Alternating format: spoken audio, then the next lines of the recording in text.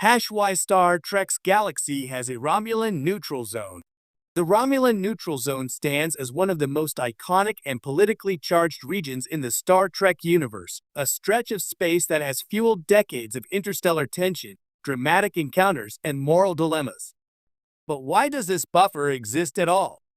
What made it so critical that violating it could mean war, yet tempting enough that captains like Kirk, Picard, and others flirted with its edges time and time again?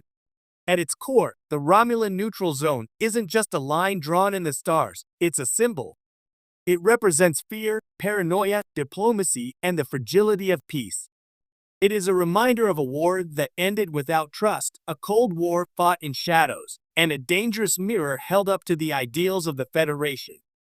Let's dive deep into the reason behind its creation, the lore that maintains its place in the galaxy, and why the Romulan neutral zone remains one of the most compelling narrative devices in Star Trek history. The Romulan War, a peace built on silence. To understand the neutral zone, we must go back to the 22nd century, during the infamous Earth-Romulan War. This conflict, taking place before the founding of the United Federation of Planets, was fought not through diplomacy or negotiations, but through warships and silent hatred. The two sides never even saw each other face to face.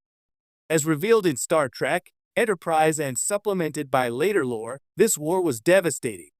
It was fought with early starships and primitive technology compared to what would follow.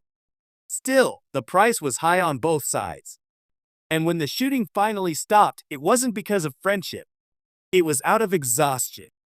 The Treaty of Algeron, the armistice that ended the war, established the Romulan neutral zone, a demilitarized buffer region between Romulan territory and that of Earth and, later, the Federation. The treaty forbade either side from crossing the zone, and communications were so limited that no official contact occurred for over a century. This peace wasn't one of mutual understanding. It was one of mutual suspicion. A galaxy on edge. The Cold War in space. In real-world terms, the Romulan neutral zone mirrors the Cold War dynamics between the United States and the Soviet Union. Just like the Iron Curtain divided East and West, the neutral zone carved a line across space, with the Federation and Romulans glaring at each other across the void. The Romulans chose isolation. They closed their borders, turned away from the galactic stage, and enforced the neutral zone with brutal precision. The Federation, built on diplomacy and exploration, tried to avoid conflict, even if it meant conceding the right to travel freely through that region of space. Episodes like Balance of Terror, the original series, made the stakes crystal clear. The reappearance of Romulan ships after a century of silence reminded audiences that war was always a heartbeat away.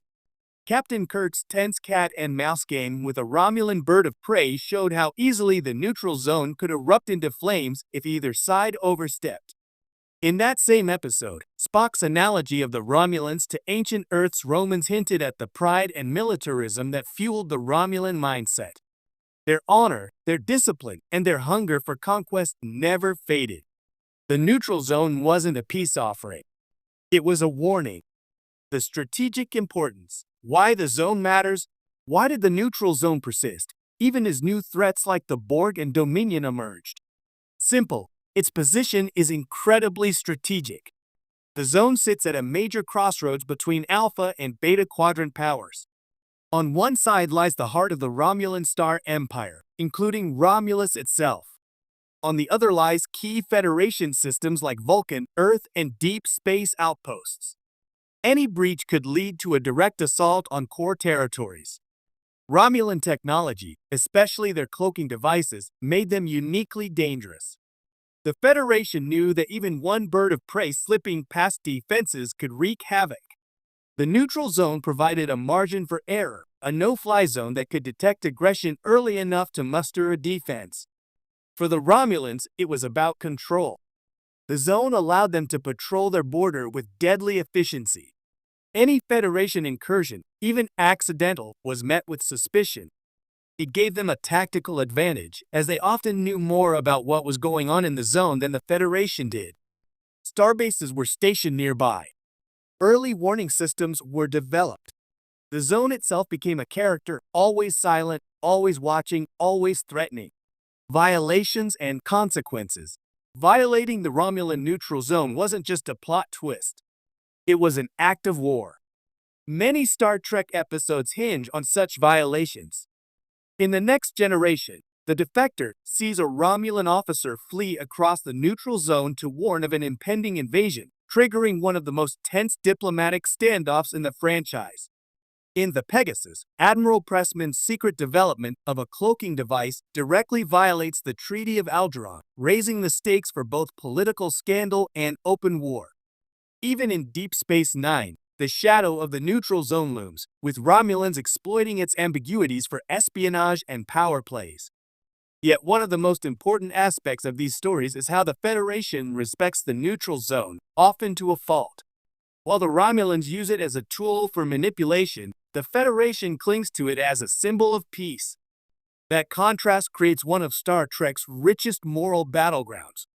Should the Federation always uphold treaties, even when they're used against them? Is peace worth maintaining when one side plays dirty? The neutral zone forces Starfleet captains to answer these questions again and again. The symbolism of the zone. Beyond tactics and treaties, the neutral zone represents something deeper, the Federation's greatest challenge. Starfleet was designed for exploration, diplomacy, and science, not war. But the existence of the Romulan Empire and the neutral zone that separates them reminds the Federation that not every species shares their ideals. It's easy to talk about peace and progress in the abstract, but the zone tests that philosophy in practice. It also symbolizes fear of the unknown. For over a century, no one saw the Romulans. The neutral zone became a boundary not just of space, but of knowledge. What were the Romulans up to? Were they planning to attack? Were they as technologically advanced as rumors suggested? That sense of mystery added to their menace. The Romulans weren't just villains, they were enigmas. And the neutral zone was their curtain. Even visually, it reinforced this theme. The zone is often depicted as a blank space on star maps, an area you don't enter, don't question, and don't survive if you cross. The collapse and its legacy. In Star Trek, Picard, the fall of Romulus and the collapse of the Romulan Star Empire changes the galactic balance. The neutral zone, once inviolable, crumbles along with the political order. Refugees flee. Old alliances fracture. New threats rise. But even in its absence, the legacy of the neutral zone remains. Starfleet's failure to adequately assist the Romulans after the supernova leads to political unrest, the rise of isolationist ideologies, and the moral disillusionment of characters like Admiral Picard. The buffer may be gone, but its shadow shapes events long after. Its existence proves that peace is fragile. Its fall proved that without understanding, even peace built on silence eventually shatters. Final thoughts. A line across the stars. The Romulan neutral zone is